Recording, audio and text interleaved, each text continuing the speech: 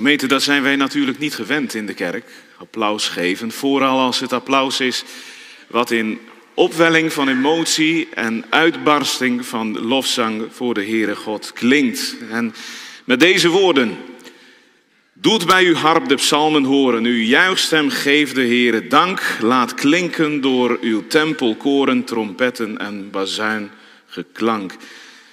Nou, het gebeurde zonder vooraf afgekondigd te worden, maar met deze woorden hebben wij op deze zondag het nieuwe orgel van de poort samen met gezang ingewijd.